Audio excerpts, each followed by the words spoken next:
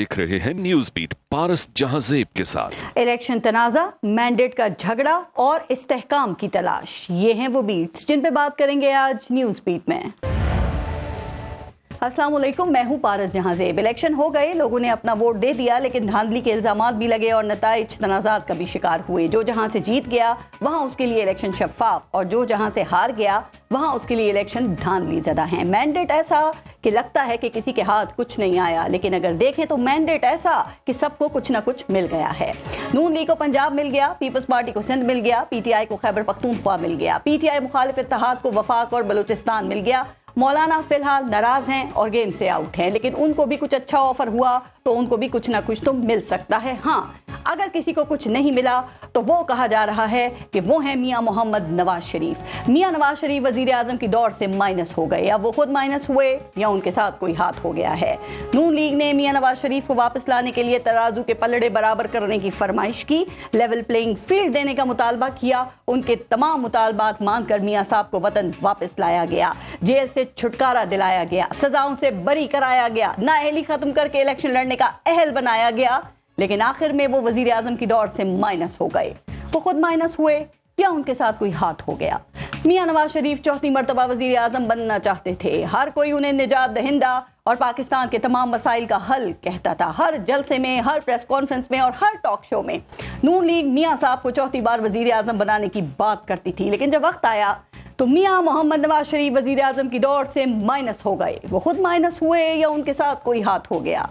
नून league ने अपना मंशूर बनाया तो उसका उन्वान पाकिस्तान को नवाज दो रखा। इलेक्शन मुहिम के लिए गाना बनाया तो वो भी पाकिस्तान को नवाज देने का बनाया। मियां नवाज शरीफ ने खुद भी आवाम से उनको नवाजने की बात की, सादा अक्सरियत दिलाने की बात की, लेकिन जब वोटिंग हुई तो आवाम ने उनको वैसा नहीं नवाजा जैसे उनकी ख्वाहिश थी। इसके बावजूद वो इत्तेहादी और मखलूत हुकूमत में वजीर आजम तो बन सकते थे, थोड़ा ही सही, लेकिन अवाम ने उनको नवाजा। लेकिन उन्होंने आगे शहबाज को नवाज दिया। यूं मियां मोहम्मद नवाज शरीफ वजीर आजम की दौड़ से माइनस हो गए। कहा जा रहा था कि नाअहली को अहलियत में बदलना, जीते हुए की हैसियत से वापस आना, चौथी बार मुल्क का वजीर आजम बनकर अपने ही रिकॉर्ड बेहतर करना, बार बार इक्तिदार से निकालने वाले सिस्टम को बार बार वापस इक्तिदार में आकर दिखाना उनका ख्वाब ही नहीं बल्कि उनकी जिद भी थी। यह भी कहा जा रहा था कि ये उनकी सियासत की आखिरी इनिंग्स थी और अब वो एक फातेह की हैसियत से सियासत से रुखसत होने के ख्वाहिशमंद थे, लेकिन ऐसा ना हो सका। कहा तो यह भी जा रहा है कि जेल में बैठा एक कैदी उनके तमाम मंसूबों के सामने आ गया और यूं मियां मोहम्मद नवाज शरीफ वजीर आजम की दौड़ से माइनस हो गए। वो खुद माइनस हुए या उनके साथ हाथ हो गया, या उन्होंने खुद अपनी सियासी मीरास बेटी को मुंतकिल करने के लिए कुर्बानी दी है। ये सवाल अपनी जगह, लेकिन फिलहाल वो मुल्क के नहीं बल्कि दिलों के वजीर आजम ही कहलाएंगे। मियां मोहम्मद नवाज शरीफ खुद वजीर आजम नहीं बने या उनको किसी ने बतौर वजीर आजम कबूल ही नहीं किया। आज प्रोग्राम में इस पर भी बात करेंगे। आज प्रोग्राम के पहले हिस्से में हमारे साथ मौजूद हैं सीनियर तज्जियाकार हफीजुल्लाह नियाजी साहब। हमें सीनियर तज्जियाकार मजहर अब्बास साहब ने भी प्रोग्राम में ज्वाइन किया है। अस्सलाम वालेकुम, बहुत बहुत शुक्रिया आप दोनों का प्रोग्राम में शिरकत के लिए। एक ब्रेक पहले लेंगे, देखते रहिएगा न्यूज बीट। अच्छा नियाजी साहब, आप बहुत अरसे से मुख्तलिफ निज़ामों की बात कर रहे हैं कि पाकिस्तान में 36 किस्म के जो निज़ाम है उनका तजुर्बा हो चुका है और अब निज़ाम नंबर 37 जो है उसका वो नाफिज होने के लिए तैयार है। तो सर, आपको नहीं लगता कि जो निज़ाम नंबर 37 है वो मुकम्मल होने से पहले ही मुतनाज़ा हो गया है? ये जो इलेक्शंस हुए हैं इसका जो रिजल्ट है सर, इस पे तो हारने वाले भी रो रहे हैं और जीतने वाले भी रो रहे हैं, तो ये हुआ क्या है? मेरे ख्याल में दो बातें इसमें इसके साथ जुड़ी हुई हैं जी। एक बात तो यह है कि मैंने कहा जो निज़ाम नंबर 37 होगा वो वक्री टाइप का होगा, वो अपनी नौइयत का पहला निज़ाम होगा। तो मेरा ख्याल में उस लिहाज से आप देख लें कि ये पिछले किसी निज़ाम से नहीं मिलेगा। दूसरा, ये बात मैं बार बार दोहरा रहा हूँ कि जब आप इलेक्शन कराएंगे तो भी सत्यानाश और नहीं कराएंगे तो सब सत्यानाश। तो क्राइसिस तो ये है कि देखें, मुझे तो किसी बात पे हैरत नहीं हुई, परेशानी ज़रूर हुई है कि आप ये नहीं कि कहते कि यार ये काम हो रहे हैं तो इस तरीके से इससे इस तरह की परेशानी होगी, इस तरह की चीज़ों से हम दो चार हो जाएंगे या लाख हो जाएंगे और वो हो जाएं। तो आपको परेशानी नहीं होती है। कैंसर का पेशेंट आपके सामने पड़ा का मेंबर होता है, आपको पता होता है उसे मर जाना है, तो जब मर जाता है ठीक, तो उसका उस दिन का दुख अलग होता है, उस दिन की परेशानी, उस दिन का मारना रोना धोना अलग होता है। 2-2.5 साल से मैं हैरान हूं कि कौन सी बात है जो अजीब हुई है इस मुल्क के अंदर। जब भी एस्टेब्लिशमेंट वर्सेस पॉलिटिशियन जो है जंग हुई है तो पाकिस्तान की पब्लिक ने सियासतदानों का साथ दिया है। इसकी पूरी तारीख है, इस दफा भी वही कुछ हुआ है। ठीक, पता नहीं कौन सा नया तड़का लगा है कि जिससे हम बहुत परेशान हैं। दूसरी बात ये हुई है कि इमरान खान साहब के सिलसिले में आप जब हुकूमत से अलहदा हुए हैं तो 26 नवंबर लॉन्ग मार्च रावलपिंडी को हुए, तब तक जी एस्टेब्लिशमेंट जो है पूरे जोर और शोर से, जनरल फैज हमीद साहब भी और जनरल बाजवा साहब भी सारे वसाइल के साथ इमरान खान साहब के लॉन्ग मार्चेस को भी और जलसों को सपोर्ट कर रहे थे। ठीक, उनके स्क्रिप्ट्स जो है वो तैयार कर रहे थे, इमरान खान साहब उन स्क्रिप्ट को लेके चल रहे थे। तो एक अजीब व गरीब किस्म की सूरत हाल थी जो जिसका हर चीज हर मत में फायदा इमरान खान साहब को मिल रहा था। Right sir. अब जब इलेक्शन जब भी आप कराते उसका बहरहाल इमरान खान साहब को उसका फायदा मिलना था। आप एक दफा नहीं 10 दफा करा लें, हर दफा इमरान और सर वो बड़ी तादाद में लोग निकले, उन्हें आके वोट भी दिया। और नून लीग तो खुद कहती है, उनके कई रहनुमाओं ने ये बात की कि हम इसकी उम्मीद नहीं कर रहे थे, चूंकि इससे पहले उनको सजाएं हो चुकी थी, तो लग रहा था कि जो पीटीआई का वोटर है वो शायद मायूस होगा। लेकिन पीटीआई के वोटर ने सरप्राइज दिया। मजहर अब्बास साहब, वैसे तो पाकिस्तान जो है वो नामुमकिनात और सरप्राइजेस की ही सरजमीन है सर ये, लेकिन जो पिछले कोई 8 और 10 दिन से हो रहा है, क्या आप इस सब की तवक्को कर रहे थे? क्योंकि सर इलेक्शन रिजल्ट्स देखें, जो जीत गया उसको भी यकीन नहीं आ रहा, जो हार गया उसको भी यकीन नहीं आ रहा, और कहा जा रहा है धांधली भी हुई है, तो बड़े साइंसी तरीके से हुई है। वैसे शुक्रिया पारस। देखिए, पहले जो आपने अपने इब्तिदाइया में कहा कि नवाज शरीफ साहब जो है वो जाहिर सब यही समझ रहे थे जी, और यही डेवलप भी किया जा रहा था बाकायदा मुस्लिम लीग नून की तरफ से, दीगर लोगों की तरफ से, कि मियाँ नवाज शरीफ वापस आएंगे और वज़ीर आज़म बनेंगे।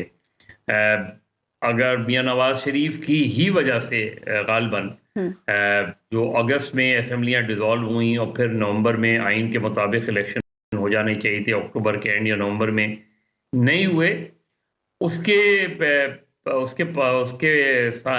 मसला भी यही था कि इस वजह से चीज़ें आगे बढ़ाई गई क्योंकि मियाँ नवाज शरीफ नहीं आए थे। अब मियाँ साहब आए, अक्टूबर में आए, उसके बाद लोग तवक्को कर रहे थे कि मियाँ नवाज शरीफ जो है कैंपेन शुरू करेंगे, अपने जलसे करेंगे, जुलूस करेंगे। एक ताखीर होती रही मियाँ नवाज शरीफ के उसमें, और फिर आखिरकार जो है जब वो हुए, पूरा जिस आपने भी कहा तो माफ कीजिएगा, पूरी कैंपेन का जो महवर था जी, वो मियाँ नवाज शरीफ थे, और ये था कि वो अगले मरतबा वज़ीर आज़म बनेंगे। चौथी बार वज़ीर आज़म की कई बार बात की गई, इश्तिहार का जो टाइटल वो भी यही था, नवाज शरीफ वज़ीर आज़म, बाकी सारी चीजें। जो हुआ देखिए वो बहुत ही गैर मामूली चीज थी। मैंने, न्याजी साहब ने मुझसे ज्यादा, लेकिन मैंने भी कम से कम 10 इलेक्शन कवर किए हैं जी। देखिए तो हमने अपने स्टूडेंट लाइफ में 70 का भी इलेक्शन देखा, 77 का देखा, लेकिन जो इलेक्शंस कवर किए हैं, आम इंतखाबात की बात कर रहा हूँ, वो 10 के करीब इलेक्शंस कवर किए हैं। ये जो वोटर था पहली मर्तबा, इस वोटर ने उन तमाम चीजों को निगेट किया जो रुकावटें उसके सामने खड़ी की गई, उसको वो पार करता रहा। और इसको मेरा ख्याल है एज ए डेमोक्रेट सबको देखना चाहिए, ये नहीं देखना चाहिए कि कौन किस पार्टी का था। चीज ये है कि उसने वो निकला, उसके सामने ना सिंबल था, ना निशान था, ना पार्टी थी, ना लीडर था। जो कैंडिडेट थे वो भी या तो अंडरग्राउंड थे या जेल से लड़ रहे थे, लेकिन वो निकला, उसने वोट दिया, और इंडिपेंडेंट जो कैंडिडेट्स थे वो सबसे ज्यादा तादाद में जीते जी। वो तो मैंडेट उसने दे दिया। ये जो चीज थी, अब नवाज शरीफ साहब को मेरे नुक्ता नजर से उनका एकदम पीछे हट जाना जी बहुत ही गैर सियासी अमल है। क्योंकि आप एक ऐसी अगर सिचुएशन में फंस जाते हैं तो ये तो नहीं होता कि आप पीछे हट जाएं और आपने भाई को नॉमिनेट कर दिया, या तो आप भाई को पहले दिन नॉमिनेट करते जी सर। आप वजीर आजम शहबाज शरीफ का जो है वो इश्तिहारात होते मुस्लिम लीग नून में, मुस्लिम लीग नून पूरी कैंपेन चलाती कि शहबाज शरीफ वजीर आजम होंगे और नवाज शरीफ उनका केस प्लीट करते।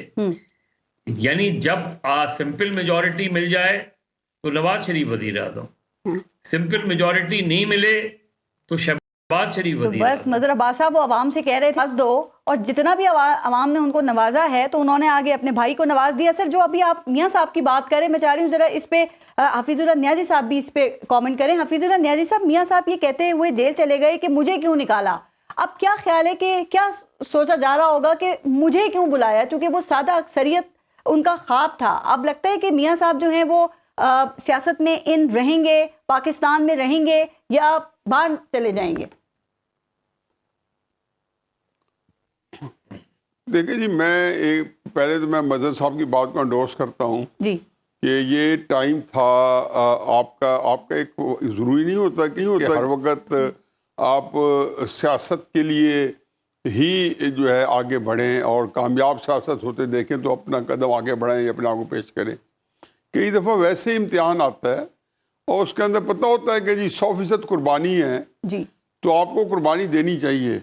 मेरा नहीं ख्याल कि इस वक्त अगर उन्होंने मैं तो इस बात का हमेशा से जो इसकी मेरी राय थी और मैं वो दुनिया टीवी के ट्रांसमिशन कर रहा था, बार बार ये कह रहा था कि अगर नवाज शरीफ साहब जो हैं वो अपोजिशन में बैठे, मुस्लिम लीग को पहले दिन से कहना चाहिए कि हम इलेक्शन हार गए हैं और इस वक्त ये पहला राइट जो है अपोजिशन में नहीं बैठ रहे। मुझे ये बताएं, वो पीपल्स पार्टी के साथ मिलकर हुकूमत बना रहे हैं, आपके ख्याल में नून लीग के हाथ क्या आया है सर? और अब ये दोनों मिलकर कारकर्दगी दिखा सकेंगे? उधर ही आ रहा हूँ जी कि तो उन्होंने जब किसी तरह से दबाव पड़ा हुआ तो बजाय इसके कि वो इस मौके पे जबकि पाकिस्तान एक इंतहाई मुश्किल सूरत हाल से सियासी तौर पे एक इंतहाई पेचीदा सूरत हाल से दो चार है, उनको अपने आप को पेश कर देना चाहिए था, फिर उनको पीछे नहीं हटना चाहिए था। देखें कई चीजें हुई हैं। हमारी एस्टेब्लिशमेंट का जो तरीका है वो बड़ा अजीबोगरीब है। वो एक चीज को अचीव करते हैं तो वर्स्ट के सिनेरियो सामने रखते हैं, ठीक, जब उनको पता चल जाता है कि ये चीज हमें हासिल करने में आसानी हो रही है तो वो जिस ओरिजिनल जो प्लान करते हैं और जो चीजें उनके पेश नजर होती है उसके अंदर वो एक मेक शिफ्ट अरेंजमेंट कर देते हैं, उसके अंदर एक तब्दीली ले आते हैं। ठीक, मसलन जब नवाज शरीफ साहब जब आ रहे थे तो उनको ये तासर दिया गया, ये तासर एस्टेब्लिशमेंट के ज़हन में भी था तो आगे ना से वफाकी की हुकूमत संभालेंगे, चारों सूबों की हुकूमत उन्हें मिलनी थी। पीपल्स पार्टी को सिंध अपने हाथ से नजर आ रहा था। 4-5 महीने पहले बिलावल साहब की तकारीर सुन लें और जिस तरीके से फिर उसके बाद आपने देखा कि कितनी तब्दीलियां हैं कि सरफराज बुकटी साहब को शामिल किया गया, कदूस मजंजर साहब को शामिल किया गया, फैसल वावड़ा साहब को शामिल किया गया। नहीं, वो नहीं हुए। अब इस सूरत हाल में जब जो आई है इसमें जो कुछ भी है अब निकालना एस्टेब्लिशमेंट में ने और उनके साथ जो पार्टियां खड़ी हैं उन्होंने निकालना है। ठीक, तहरीक इंसाफ तावन कर रही है, तहरीक इंसाफ ने अपना लीडर ऑफ द अपोजिशन भी दे दी है। उन्होंने हकीकत ये है कि तहरीक इंसाफ का जो रोल है मैं उसको अप्रिशिएट कर रहा हूँ। उन्होंने वजीर आला भी दे दी है, जबकि अगर वो चाहते तो एक ट्राई कर सकते थे कि मुल्क में खलकशार और इंतशार को बढ़ा सकते हैं। इस सूरत हाल का फायदा उठाते हुए नवाज शरीफ साहब खुद वजीर आज़म बने और उसके बाद असेंबली को चलाएं साल 2 साल 3 साल और देखें कि मुल्क जो है पीटीआई की बात की है से किस तरह निकल पाएगा। राइट, मजहर अब्बास साहब, पाकिस्तान तहरीक इंसाफ की तो मरकज में हुकूमत बनने का इम्कान नहीं है, लेकिन आपके ख्याल में वो मरकज में जब ऑपोजिशन में बैठेंगे, एक मजबूत ऑपोजिशन करेंगे और केपीके में एक मजबूत हुकूमत बनाएंगे तो आपके ख्याल में कितने खतरनाक साबित हो सकते हैं? और दूसरी तरफ अब PDM-2 टाइप हुकूमत का जो मंजरनामा वाजे हो गया है तो आप समझते हैं कि एक जरदारी फिर भारी साबित हुए हैं? सर देखिए, पहली चीज तो मैं जो नियाजी साहब कह रहे हैं उससे एग्री करता हूँ। देखिए, नवाज शरीफ साहब को मेरे नुक्ता नजर से तो यही तो वक्त होता है। ये थोड़ी होता है कि आपको पकी पकाई मिल जाए तो आप वजीर आजम बन जाएं और अगर पकी पकाई नहीं हो तो आप किसी और को सामने कर दें। आप 2000 में भी आप ऐसे ही चले गए थे बाहर। अगर खड़े होते लड़ते तो मेरा ख्याल है मुस्लिम लीग आज बहुत मुख्तलिफ पार्टी होती। इसी तरह आप जब 2020 में चले गए तो चले गए, मेडिकल ग्राउंड पे गए थे, लेकिन मेडिकल ग्राउंड पे आप 3-3.5 साल तक वहां लंदन में पॉलिटिक्स करते रहे, करते रहे। आपने रियलाइज नहीं किया कि ग्राउंड पे जो पंजाब में वो ग्राउंड आप लूज कर रहे हैं। फिर जब वापस आए तब भी आप उस तरीके से एक्टिव नजर नहीं आए, और अब जबकि रिजल्ट आपकी एक्सपेक्टेशन के मुताबिक नहीं आया तो ये थोड़ी होता है कि आप अब खामोश बैठ जाएं और पीछे हट जाएं और ठीक है मरियम नवाज को आप बना दें पंजाब का चीफ मिनिस्टर और शहबाज शरीफ पर डील करें सारी पार्टियों से। तब यही तो लीडरशिप, मेरा ख्याल है लीडरशिप का तो रोल ही इस वक्त बनता है। आप समझते हैं कि मियां साहब इस वक्त हार्ट हैं, वो मायूस हुए हैं, जो ख्वाब देखकर आए थे वो नहीं हो सका और फिर उन्होंने अपनी खुद को माइनस करने के बदले घाटे का सौदा किया है, जो बेटी को आगे किया और खुद पीछे हो गए? नहीं, मेरे ख्याल में उन्होंने सियासी जो है ये कहना नहीं चाहिए, लेकिन सियासी मुदब्बिर का रोल नहीं प्ले किया उन्होंने मायूस किया। उनका ये जो रोल पीछे एकदम खामोशी से बैठ जाना और एक तरीके से नाराजगी का शो करना, ये उन्होंने वो रोल ही नहीं प्ले किया इस वक्त। तो he was a big disappointment कि आपने तो यही तो टाइम होता है, और कौन सा टाइम होता है। फिर अगर फर्ज करें आप प्राइम मिनिस्टर बन जाए, ठीक, या कोई भी बन जाए, देखिए तहरीक इंसाफ ने उसके मुकाबले में बहुत ही पॉलिटिकल रोल प्ले किया। बहुत से लोगों का ख्याल था कि जब निशान भी नहीं मिलेगा तो तहरीक इंसाफ शायद बॉयकॉट कर जाए, एग्रेसिव हो जाए, बहुत ज्यादा एजिटेटिव हो जाए। उन्होंने कहा कि इंतखाबी निशान नहीं मिला, कोई बात नहीं, हम इंडिपेंडेंट लड़ लेंगे। एक पॉलिटिकल डिसीजन था ना, आप उनकी पॉलिटिक्स से एग्री करें या नहीं डिसएग्री करें, लेकिन ये एक सियासी अमल था। सियासी अमल में गए वो, उन्होंने एक बड़ा ग्रुप बना के मर्ज हुए।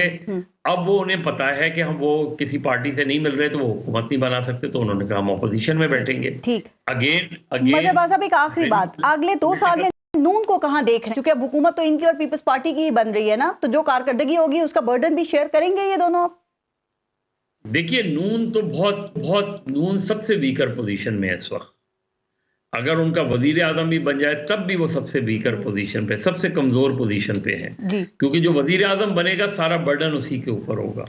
अब पीपल्स पार्टी हुकूमत में तो नहीं शमूलियत इख्तियार कर रही, जब वो ठीक है आपको वोट दे देंगे, लेकिन जो चैलेंज आगे शहबाज शरीफ साहब को फेस करने हैं वो सबसे बड़ा तो IMF है, वो फिर अगला बजट है, फिर आपके पास कोई ऐसा हथियार नहीं है कि आप रिलीफ दे सके लोगों को। तो वो सारा प्रेशर जो है वो मुस्लिम लीग नून को झेलना पड़ेगा। ठीक, तो ऐसे में मियां साहब ने शहबाज शरीफ को छोड़ दिया। मुझे तो ये समझ में नहीं आती बात, ये बात कौन को भी समझ सर।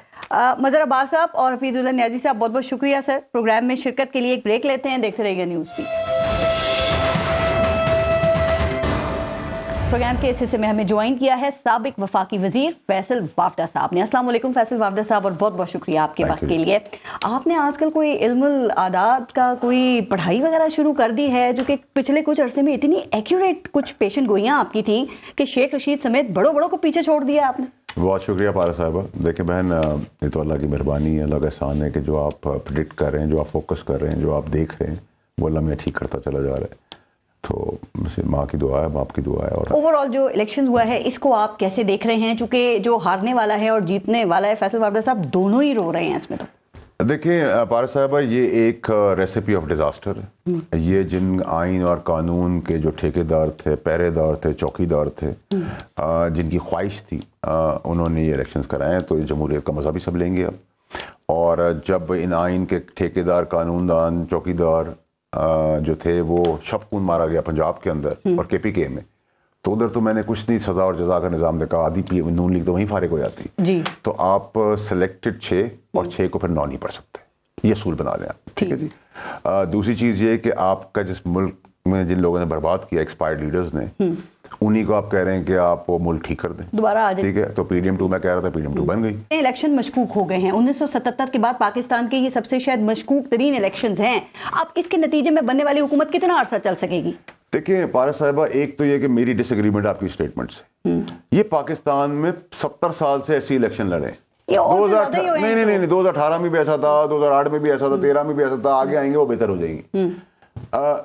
तो ये नॉर्मल चीजें। अब आपका कमिश्नर उठ के आ गया है, ठीक है, जो उसने कह दिया है कि भाई तो तुमने 10 दिन से तुम्हारा मिस्टर जबीर जागा क्यों नहीं था, 10 घंटे में क्यों नहीं जागा था, अगले दिन क्यों नहीं जागा था। और भाई हमारे मुल्क के अंदर हर कोई कहता है माजरत के साथ, खवातीन भी कहती हैं, आदमी भी कहते हैं खुदकुशी करेंगे, फोन करके बता दें हमने गोलियां खा ली। और भाई खुदकुशी करो, करके बता दो मर गए हो, हम आएंगे, जनाजा उठाएंगे, तुम्हारी दुआ पड़ेंगे, बोलेंगे बहुत अच्छा आदमी था, ये ना कहो मैं मरने वाला था। अब आप चले जी उनको भी प्रूव कर लें, जो वो कह रहे हैं उस 13 सीटों को भी प्रूव कर लें, जो इनकी क्रेडिबिलिटी है उसको भी प्रूव कर लें। उस प्रूव करने के लिए आपको 46, 45, 50 साल चाहिए, जो हिस्ट्री अभी तक पाकिस्तान की। अब हुकूमतें बनती हैं तो वो कितना अरसा चलेंगी आपके ख्याल में? देखिए पारस साहब, जब मैं आपको आज से 10 महीने पहले कह रहा था कि अगली हुकूमत आ रही है, अगर आप लोग मेरी बात सुन लेते, नवाज शरीफ साहब प्राइम मिनिस्टर बन जाते, तो ये तमाशा भी 4-5 महीने में खत्म हो जाता। लेकिन क्योंकि उन्होंने मेरी बात सुन ली, वो पीछे हट गए।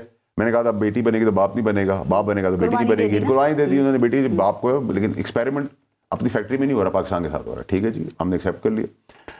मुझे कहा गया कि जी मरीम नवाज साहिबा ने बड़ी जेलें काटी हैं, तो मैंने कहा बड़ी शर्म की बात है, जिसने भी जेलें काटी है, पाकिस्तान का दस्तूर है कि शर्म आनी चाहिए कि आप जेल काट के आ रहे हैं तो आप लीडर बन गए हैं, लोग फूल बरसा रहे हैं, वाह क्या कमाल मुल्क है। मैं तो कहता हूँ लानत है जी, अगर बुरा काम करके आपने जेल जाना है, उसका फूल बरसाएंगे तो आप थप्पड़ भी मारेंगे, भाई मुझ पर फूल ना बरसाना। बड़ी उल्टी गंगा चल रही है। नेल्सन मंडेला की एग्जांपल दी जाती है ना। देखिए ये मंडेला साहब जो है ना, वो तो दूर रह गए, ठीक है। अब तो हमारे पास जो साहब हैं, उन्होंने कहा पाकिस्तान को नवाज दिया पाकिस्तान ने, ऐसा नवाजा है कि पूरी जिंदगी इस बयानिए के ऊपर खुद ही मातम पीटते रहेंगे, सर पीटते रहेंगे। दूसरी चीज है कि बंदर बांट है, इसकी कोalition गवर्नमेंट है, पीपल्स पार्टी आ गई है। पहले दिन चीख रहा था, भाई साहब को माइनस करेंगी, ठीक है। मौलाना साहब, ये भी क़यामत की निशानी है कि मौलाना साहब जिनको यहूदी कहते थे, जिनको ना जाने चलेगा। देखिए अगर कोई मोजा हो गया, अल्लाह मियां की मदद आ गई, रहम आ गया, फरिश्ते आ गए, 1.25 साल, 2.25 साल, वरना तो ये 1.5 साल की छुट्टी उससे पहले मुतबादिल ऑल्टरनेट क्या है? मुतबादिल बड़ा इंटरेस्टिंग होगा। ये सारे एक्सपायर्ड लीडर छट जाएंगे कुदरत की तरफ, ये जो हम पास मुसल्लत थे 50-60 साल से, अच्छे चेहरे आ जाएंगे, रेगिंग कम हो जाएगी। पीर पगाड़ा वाला तो नहीं होगा जो खदशा उन्होंने जाहिर किया है? नहीं, देखिए मैं आपको, देखिए बहन, मैं सबसे कहता हूँ बड़े क्लियरिटी बात करें। मार्शल लॉ की बात करें, मार्शल लॉ की बात करें, कोई मार्शल लॉ नहीं आ रहा, ना मार्शल लॉ का मिजाज रखते हैं चीफ, ना मार्शल लॉ आ सकता है पाकिस्तान का। Chapter close 99.9%। सर लेकिन देखिए 99, ये हम जो 77 की मिसाल देते हैं, उसमें जब पीपल्स पार्टी जीती थी, धांधली के इल्जामात लगे थे, उसमें फिर जमहूरियत, नतीजा क्या निकला? जमहूरियत को टाटा बाय बाय, और फिर क्या हुआ था? Martial law. बहन मुझे आपका मिजाज पता है ना, अगर मुझे आपका मिजाज पता है कि आपके मिजाज के अंदर, मैं आपको ये नहीं कह सकता कि मेरा आपके साथ 14 साल का रिश्ता है बहन का, तो आप मुझसे बहन ये सवाल कर लेना तो आप मुझे कहीं फैसला निकल जाए से। ये मुझे आपका मिजाज पता है, मैं उस मिजाज के तहत और पाकिस्तान की स्टेबिलिटी के तहत मार्शल लॉ नहीं आ रहा, नहीं आ रहा, बिल्कुल नहीं आ रहा। इमरजेंसी नहीं लग रही। देखिए इमरजेंसी आप किसको कहती है? इमरजेंसी आप उसको कहती हैं अगर आप मुल्क तोड़ने की तरफ चले गए, जो हमने 9 मई में वाकया देखा, अगर वो उस तरह की रिपीट है तो सारी कौम उनकी तरफ देखिए, उन्होंने कसम खाई हुई है, हाँ मुल्क के बाहर भी बचाएंगे, मुल्क के अंदर भी बचाएंगे, वो तो एक अलग सिचुएशन है। अदरवाइज बुनियादी हुकूक भी कुछ सस्पेंड हो जाते हैं ना इमरजेंसी के अंदर। नहीं, मुल्क के अंदर बुनियादी हुकूक है नहीं, तो फिर जब नहीं है तो फिर हम क्या सवाल कर रहे हैं? हम वो डिबेट कर रहे हैं जो पाकिस्तान में हो रहा है। और अब तो हमने भी सीख लिया कि you play with the system with in the system, system में रह के सिस्टम में खेलते रहो, खेल हम, लेकिन अपनी जात के लिए नहीं खेल रहे, हम पाकिस्तान के लिए खेल रहे हैं, खेलते रहेंगे। आपने सियासी जमातों की मौजूदा जो बात की उस पर मैं बात कर रही हूँ। नून लीग से शुरू करते हैं, आखिरी इक्तदार है तो इसके बाद क्या होगा? क्या नून लीग खत्म तो नहीं होगी ना? खत्म नहीं होगी, एमक्यू बन जाएगी पंजाब की नून लीग। जी बिल्कुल। और अगर इनको मौका मिल गया और इन्होंने मईशत को खड़ा कर दिया तो वोट बैंक में इजाफा नहीं होगा? मैं अभी तो ये खुद खड़े होने के काबिल नहीं है, ना सियासी तौर पे, ना जिस्मानी तौर पे, कुछ भी हो ना सकता दिमागी तौर पे। नहीं, लेकिन नहीं हो सकता प्रैक्टिकल। देखिए मैं आपको बताता हूँ, 24 बिलियन आपने देने जून में, प्रैक्टिकल बात करते हैं जी। सुई गैस और बिजली के नरखे बढ़ाने थे, उन्होंने केयरटेकर पे थोप दिए, जाने से पहले 72 घंटे पहले बढ़ गए, अभी कुछ भी नहीं बढ़े। डॉलर आसमान से बातें करेगा, महंगाई आसमान से बातें करेगी, बेरोजगारी आसमान से बातें करेगी, लॉ एंड ऑर्डर सिचुएशन खराब होगी, लोग जुर्म ज्यादा करेंगे, कियोस होगा, फिर क्या होगा? इस जगह का इन्वेस्टमेंट कौन देगा? ठीक, आप आज इन्वेस्टमेंट करने आए तो जो 150 रुपए का डॉलर लेके आया था उसके 350 रुपए हो गए, ठीक है जी। जिसके 350 रुपए थे उसके 150 रुपए हो गए। टेक्निकली अगर आप देखें कैसे मुल्क बर्दाश्त कर गए। ये तो चीफ की सूरत में, आर्मी चीफ की सूरत में डॉलर नीचे आ गया, पेट्रोल नीचे आ गया, स्मगलिंग कम हो गई, वो SIFC का इन्वेस्टमेंट ला रहे हैं। 2-1.5 साल के बाद जो अच्छे लोग आएंगे, जो आपने कहा अच्छे चेहरे जरा आएंगे सामने, तो वो सूरत हाल को बेहतर कर सकेंगे फिर? देखें, हमारी पार्टी तबाह कब हुई? जब अनाड़ी की जगह खिलाड़ी आ गए। ठीक है जी। सो जो चोरी के मास्टर है जिनको अब आप देखें, मुझे एक बात बताया, किसी ने आपको किसी मंशूर दिया कि मैं रोटी 10 रुपए कर दूंगा, मैं चाय 5 रुपए का, क्या जवाब आया? If you love me then I love you. ये बयान है आपका। हम इलेक्ट्रिसिटी माफ करें, तुम्हारे बाप की जागीर है, इस मुल्क के अंदर भीख मांगने का टाइम हो गया है, हमारे पास खाने को रोटी नहीं है, हम मुफ्त में कैसे बिजली? 2018 का जो पीटीआई का बयानिया था उससे बड़े वो इंप्रेस लग रहे थे सारे, इतनी नौकरियां। अच्छा, इमरान खान साहब का बयानिया वो भी दफन हो गया। आज मैं कहता हूं इन सबको बेस्ट फ्रेंड बना के, दिल साफ करा के एक टेबल पे सारों को बिठा दे। कौन बिठाएगा?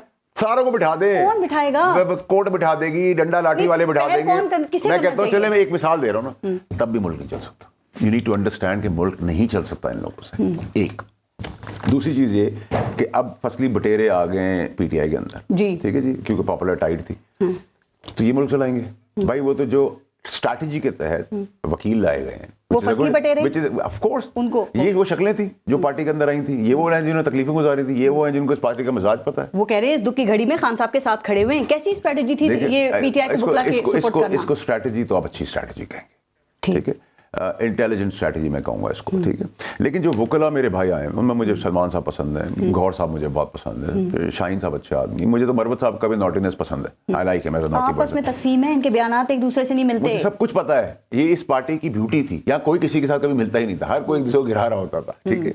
बट इसी में आपका मजा था, इसी में आप सर्वाइव कर रहे थे, इसी में आप सीख रहे थे, इसी में हमारे जैसे नॉन पॉलिटिकल लोग आगे आए थे। हमें सारा दर्स खान साहब ने सिखाया है, हमें तो नहीं आता था सारा कुछ। मुझे तो वोट नहीं दिया किसी ने, मुझे तो खान साहब के झंडे पे वोट मिला था, खान साहब को लोगों ने वोट दिया था। तो मैंने तो नहीं कहा हम अपनी औकात भूल गए, हम लीडर हैं। हमें तो उसने सब कुछ जो दर्स उसने हमें सिखाया था वो खुद भूल गया। हमें तो याद है, हम तो आज भी अकेले खड़े हैं, वही लड़ाई लड़ रहे हैं, ठीक है। बट प्रॉब्लम ये है कि आप रोज बोल तोड़ने के लिए, रोज आग लगाने के लिए, रोज डंडा गोटी जाने के लिए नहीं कर सकते। ये मौला झट की सियासत नहीं चल सकती। आपको 2 स्टेप पीछे आना पड़ेगा, पानी तरह रास्ता बनाना पड़ेगा, सिस्टम के अंदर आके बैठना पड़ेगा, सिस्टम को फिर आप ठीक कर सकते हैं। मैं आपके स्टूडियो के बाहर बुरा भला कहना शुरू कर दूं, पारा साहबा फलाने के साथ मिली, फलाना सवाल करते हुए जाओ, आप कहें कमरे में अंदर आके बात करो। फैसले सिस्टम के अंदर बैठेंगे तो सुराख हल्का का पानी में रहकर ही खेलना है। खान साहब का सियासी मुस्तकबिल आप क्या देख रहे हैं? कोई डील या ढील मिल सकती है? लेकिन ना तो अभी वो डील और ढील दोनों का इंतजार कर रहे हैं, बेताबी से, ठीक है। नहीं, वो कर रहे हैं, ठीक है, एक्सपेक्ट कर रहे हैं, ठीक है, और करना भी चाहिए। लेकिन दोनों चीजें भी ऑफर बाहर जाएंगे जितना इमरान खान को आप जानते हैं? नहीं। तो फिर कैसे एक्सपेक्ट कर रहे हैं? देखिए, मैं समझता हूं कि इमरान खान साहब को अब होश के नाखून लेने चाहिए, जिन बूतों से जान छुड़ानी चाहिए वो खास से जान छुड़ानी चाहिए। ये वो आदमी थे जो खान साहब फौज को प्यार करते थे, अदलिया को एहतराम करते थे, पाकिस्तान की बका चाहते थे, स्कूल कॉलेजेस बनाना चाहते थे। ये वो 15 साल मैंने इनके साथ गुजारे हैं। जो आखिरी 2.5 साल वाले इमरान खान साहब हैं और 12 साल वाले इमरान खान साहब, 2 आदमियों में फ़र्क आ गया, ठीक है जी। मैंने प्राइम मिनिस्टर हाउस के अंदर बदनसीबी से उन मौलवियों को भी देखा जिनकी बहुत फॉलोइंग है, जिनको बदनाम गिरामी लोग हैं, वो आके नबी पाक सल्लल्लाहु अलैहि वसल्लम के पैगामात देते थे। तो मैं उनसे ये कहता था, खान साहब ये मरवा देंगे हम सबको। फिर आपने मौलवियों के फतवे देख लीजिए, वो काफिर कह रहे थे, उनको फरिश्ता कह रहे हैं। तो मैं हमेशा से कहता था कि मौलवी मुझे काफिर और मुसलमान का सर्टिफिकेट नहीं दे सकते। यहाँ सारे मुसलमान हैं, सारा मजहब वेस्ट में, आप आके देखें, लंदन कनाडा में बच्चे जाके देखें, वो प्रॉपर दीन की तरफ चल रहे हैं। लेकिन हम मुसलमान क्लेम करने के लिए जब चाहे हो जाते हैं, जब चाहे हम किसी को काफिर बना देते हैं। हैविंग सेड दैट, देखें अब मौलाना साहब जा रहे हैं, ये भी क़यामत की निशानी है ऑपोजिशन में। उनकी फाइल का जो वजन और मोटापा, 2018 से कम हिस्सा मिला है या फिर एक्सपेक्टेशंस बहुत ज्यादा थी? आज तक, बहुत अच्छा सवाल है आपका, आज तक मौलाना साहब जो हैं वो जो ख्वाहिश करते रहे, वो ख्वाहिश उनकी पूरी होती रही। जब तक हमारी ख्वाहिशात पूरी होती हैं, हमें ढील और डील और मजे मिल रहे होते हैं, हम कहते हैं एस्टैब्लिशमेंट न्यूट्रल है और एस्टैब्लिशमेंट जबरदस्त है और परवान चढ़ी जमहूरियत। एस्टैब्लिशमेंट का प्रॉब्लम यह है कि एस्टैब्लिशमेंट रोज आके आपके शो पे आके अपना अच्छा और बुरा नहीं बता सकती। तो जो नहीं बोलता हम उस पर डाल देते हैं, जो बहू घर के अंदर खामोश रहती है उसमें सब थोप देते हैं, जो बेटा खामोशी सब्जी बर्दाश्त करता है उसका हिस्सा लेके बाप दूसरे बेटे को दे देता है। इसी दस्तूर है, जो चुप रह गया वो मर गया इस मुल्क के अंदर, ऐसे ही, ठीक है। तो वो चुप है, तो वो मौलाना साहब ने किसी को पैगाम दिया है कि मेरी बात मान लो वरना खान के साथ मिल जाऊंगा? देखिए मेरी बात सुने, मौलाना साहब की जो फाइल थी ना, वो तो इतनी मोटी होके टर्की की तरफ चली गई, और मुझे जरूरत पड़ेगी वो टर्की का भी चीजें सामने लाके आप लोगों को रख दूंगा। मैं तो बड़ा बहुत खास चीज है, ठीक है जी। वो ब्लैक एंड व्हाइट है, उसमें बेलें भी नहीं होती, और आप बेलें होने भी नहीं देंगे हम जैसे लोग। हम कहेंगे जी इसका ये है जुर्म, ये तो बेल नहीं हो सकती, ठीक है।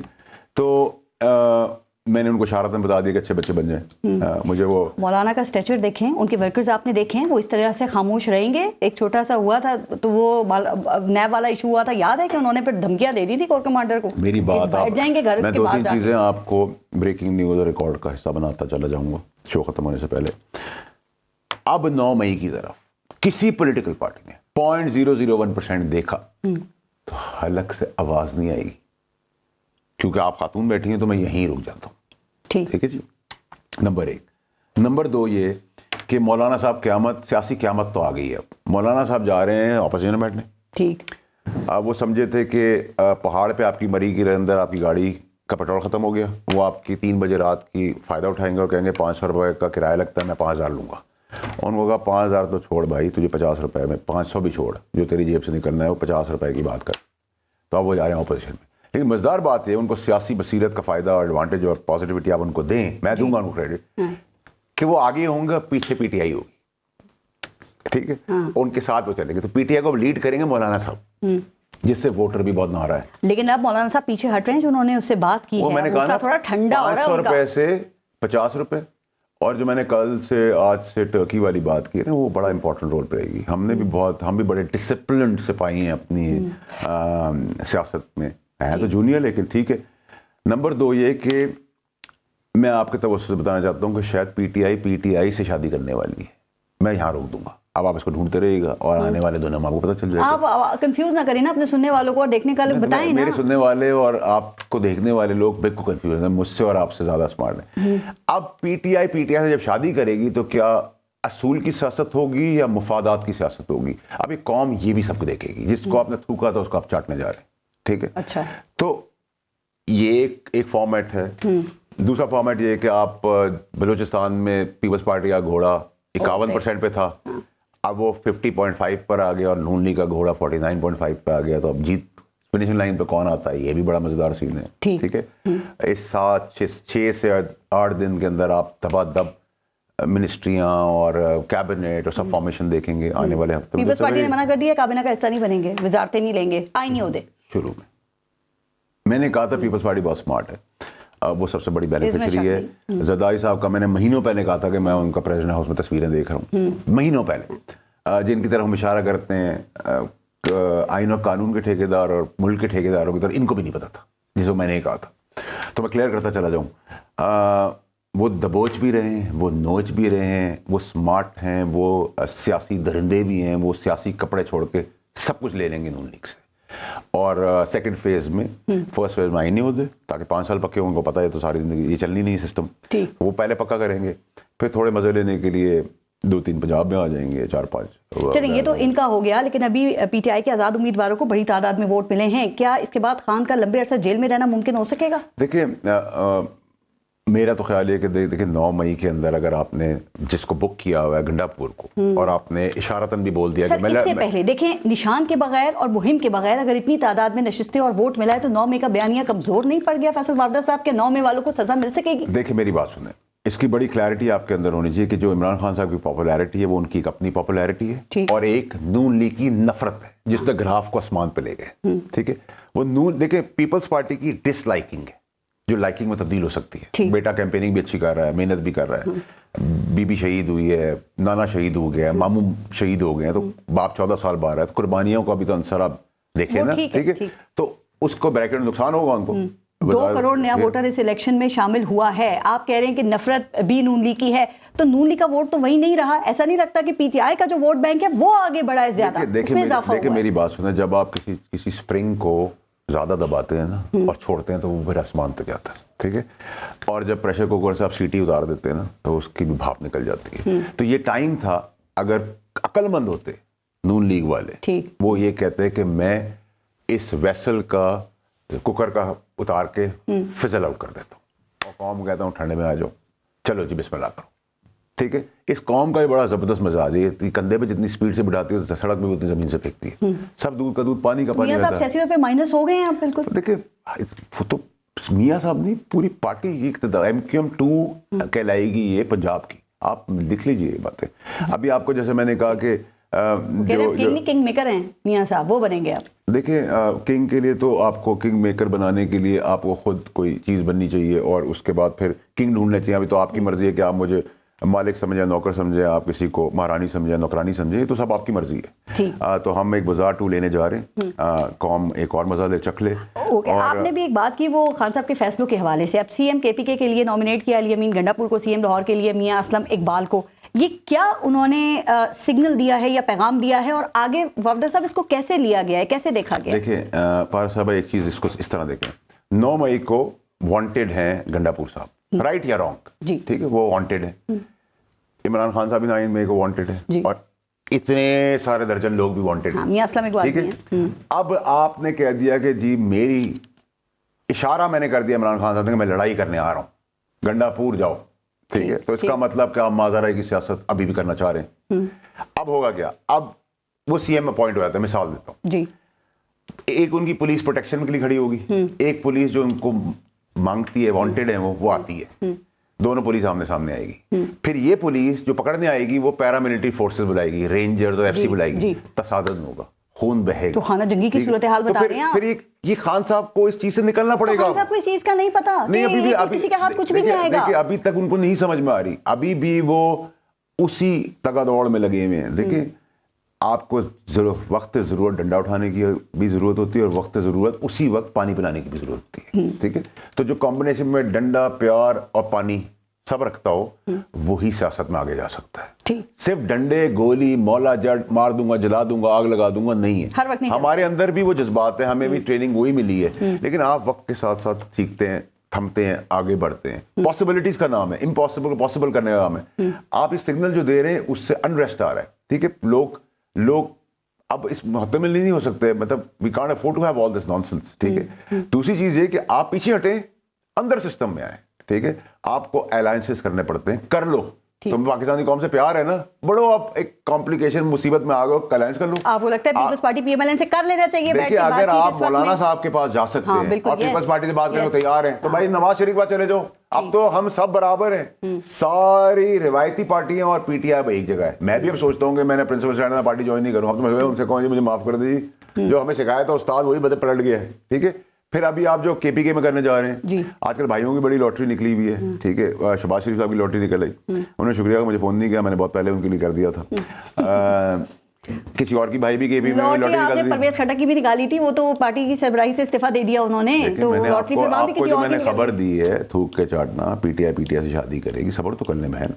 मैं आपको ऐसे थोड़ी बोल रहा हूँ, ये इस्तीफों का भी पता चल जाएगा, आगे भी सब पता चल जाएगा, मुफादात का भी पता चल जाएगा, आहिस्ता आहिस्ता बताएंगे आप भी, इसी हफ्ते में सब कुछ क्लियर हो जाएगा। ओके, आपका ताल्लुक, एक आखिरी बात पूछी हूँ, कराची से है। कराची में एमक्यूएम को जो मैंडेट मिला है, क्या उनके हक में भी धांधली हुई है या जेन्युइन मैंडेट है, जो कि पीटीआई और हसी ने बता दिया वैसे, लेकिन खुद भी बता दें। देखें जब 14 सीटें पीटीआई को दी थी, तब तो आपने ये सवाल नहीं किया था, आपने किया था वैसे। तो ये आज पाकिस्तान में जो हो रहा है, ये पहली दफा नहीं हो रहा। हाँ, ये भी ठीक है, ये रोज होता रहा है और हमेशा होता रहा है और आगे भी होता रहेगा, आहिस्ता आहिस्ता। देखिए हमारी जमहूरियत को 100 साल नहीं हुए। खान साहब को जल्दी जेल से बाहर आता देख रहे। मैं तो खान साहब के लिए दुआ करूंगा कि वो अपनी पुराने स्टाइल में आ जाए, जो एक्चुअल ओरिजिनल इमरान खान साहब थे। वो 12 साल 12.5 साल एक बहुत डिफरेंट इंसान था, बहुत अच्छा इंसान था। इस 2.5 साल में जो उनकी पर्सनालिटी का शिफ्ट हुआ है, वो कभी कभार यकीन भी नहीं आता कि ये वही खान साहब है। तो इतना जहर, इतना झगड़ा, इतनी लड़ाई, ये सारी।